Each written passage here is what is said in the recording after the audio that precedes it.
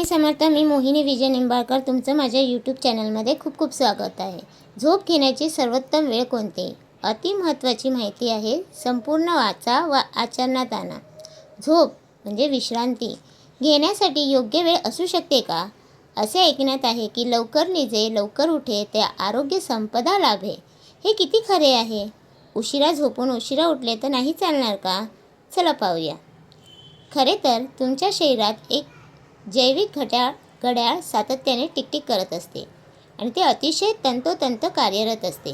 ते तुमच्या शरीरातील विविध क्रियांसोबतच तुमच्या झोपण्याच्या वेळेचेही नियमन करत असते. रात्री 11 ते पहाटे 3 या कालावधीत तुमच्या शरीरातील रक्ताभिसरण प्रक्रिया मुख्य तत्त्वे तुमच्या यकृतात म्हणजे लिव्हरमध्ये रोखलेली असते. तुमचे यकृत अधिकचे रक्त साठल्यामुळे मोठे होते. ह्या महत्त्वाच्या वेळेस खरे तर तुमच्या शरीरातून विषारी पदार्थ बाहेर टाकण्याची महत्त्वाची प्रक्रिया होत असते.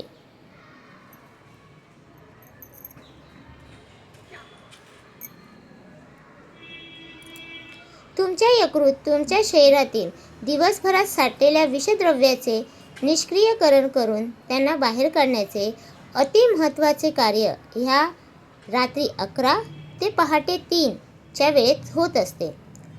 तथापि जर तुम्ही ह्या वेळेस झोप घेऊ शकला नाहीत तर तुमचे यकृत ही विषद्रव्ये बाहेर फेकण्याचे काम सुलभरित्या करू शकणार नाही. जर तुम्ही रात्री 11 वाजता झोपी गेलात तर तुमच्या यकृताला तुमच्या शरीरातील विषद्रव्ये बाहेर काढण्यासाठी पुन्हा 4 तासाचा वेळ मिळतो. जर 12 वाजता झोपलात तर 3 तास, जर 1 वाजता झोपलात तर 2 तास आणि जर 2 वाजता झोपलात तर फक्त 1 तास तुमच्या शरीरातील विषद्रव्ये बाहेर काढण्यासाठी. आणि जर तुम्ही पहाटे 3 नंतर झोपलात तर दुर्दैवाने तुमच्या शरीराकडे खरे तर विषद्रव्ये बाहेर काढण्यासाठी वेळ नाही. जर तुम्ही तुमच्या झोपेची ही चुकीची वेळ अशीच पाळली तर हे विषद्रव्ये तुमच्या शरीरात कालानुक्रमे वाढत जातील आणि तुम्हाला माहीत आहे पुढे काय होईल.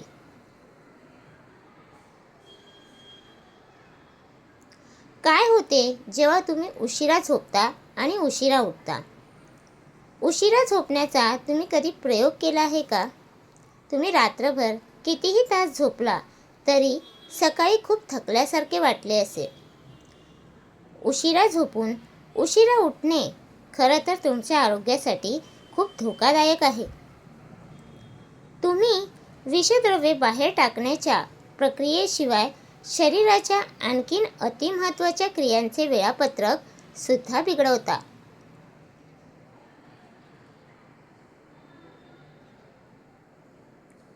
पहाटे 3 ते 5 वाजण्याच्या वेळेत तुमच्या शरीरात रक्ताभिसरणाची क्रिया ही फुफ्फुसाच्या मध्ये केंद्रित होते. ह्या वेळेस तुम्ही काय करणे योग्य आहे? खरे तर तुम्ही शारीरिक हालचाली आणि मोकळ्या हवेत श्वास घेऊन शरीरात ऊर्जा साठवण्यासाठी बागेत फिरायला जायला हवे. या सकाळच्या वेळेस हवा ही खूप शुद्ध असते आणि शरीरास आवश्यक अशा ऋणभाराच्या विद्युत कणांनी परिपूर्ण भरलेली असते. सकाळच्या 5 ते 7 या वेळेस रक्ताभिसरणाची क्रिया मोठ्या आतड्यात केंद्रित होते. आता तुम्ही काय करायला हवे? तुम्ही शौचकर्म उरकून घ्यायला हवे. तुमच्या मोठ्या आतड्यातून सर्व मैला बाहेर जाऊ द्या.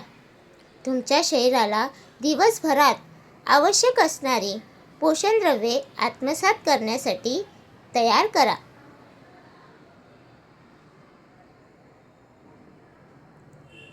सकाळी 7 ते 9 च्या वेळेत रक्ताभिसरण तुमच्या पोटाच्या ठिकाणी केंद्रित होते. आता तुम्ही काय करायला हवे? तुमचा नाश्ता उरकून घ्या. हा नाश्ता तुमच्या संपूर्ण दिवसभरातील सर्वात महत्त्वाचा आहार आहे आणि तुम्हाला आवश्यक ती सर्व पोषणद्रव्ये मिळतील याची काळजी घ्या. परिपूर्ण नाश्ता न केल्यामुळे तुम्हाला भविष्यात अनेक आरोग्यविषयक तक्रारींना सामोरे जाऊ लागू शकते. असा आहे तुमचा दिवस उत्तम प्रकारे सुरू करण्याचा राजमार्ग. अशा प्रकारे या आदर्श पद्धतीने तुम्ही तुमचा दिवस आरंभ करा. निद्रावस्थेत विषद्रव्ये निष्कासित केल्यानंतर तुम्ही श्वसनाद्वारे आवश्यक ऊर्जा सामावून घेण्यासाठी ताजेतवाने होऊन उठा. त्यानंतर तुम्ही मोठ्या आतड्यातील मैला बाहेर टाकून द्या आणि त्यानंतर तुम्ही नवीन दिवसाच्या नव्या सुरुवातीला आवश्यक तो पोषणयुक्त आहार योग्य प्रमाणात घ्या. यात काहीच आश्चर्य नाही की ग्रामीण भागातील किंवा शेतावर राहणारे शेतकरी हे सुदृढ असतात. ते लवकर रात्री 9 वाजता झोपून सकाळी 5 ते 6 वाजता उठतात. ते त्यांचे शरीराचे नैसर्गिक जैविक घड्याळ पाळतात.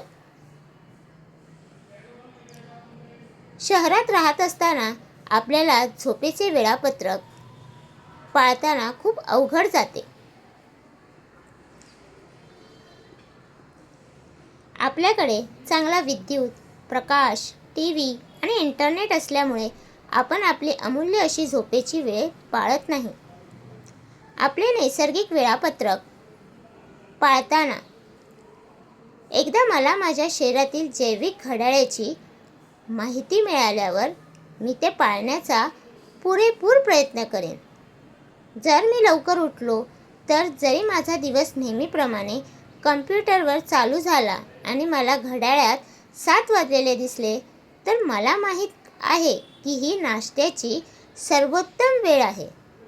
तरी मी माझा नाश्ता आहार शरीराद्वारे उत्तम प्रकारे शोषण करण्यासाठी 9च्या वेळेआधी करण्याचा प्रयत्न करेन.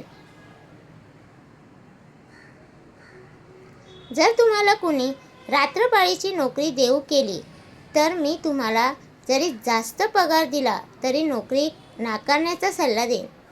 दूरदृष्टीने विचार केला तर तुम्हाला कमाईपेक्षा जास्त पैसे आरोग्यविषयक तक्रारींवर खर्च करावे लागतील. ह्या प्रकारे जास्तीत जास्त ह्या वेळा पाळण्याचा प्रयत्न करा. तुमचे दैनंदिन वेळापत्रक असे तयार करा. मला खात्री आहे तुम्ही संपूर्ण दिवस अधिक उत्साही आणि ताजेतवाने राहाल. तर तुम्हाला हा माझा व्हिडिओ कसा वाटला प्लीज कमेंट करून नक्की सांगा. व्हिडिओ आवडल्यास लाईक करा, कमेंट करा आणि शेअर करायला विसरू नका. आणि अजूनपर्यंत तुम्ही आपल्या चॅनलला सबस्क्राईब केलं नसेल तर जाऊन नक्की सबस्क्राईब करा. भेटूया उद्या नवीन एका व्हिडिओसोबत. श्री स्वामी समर्थ.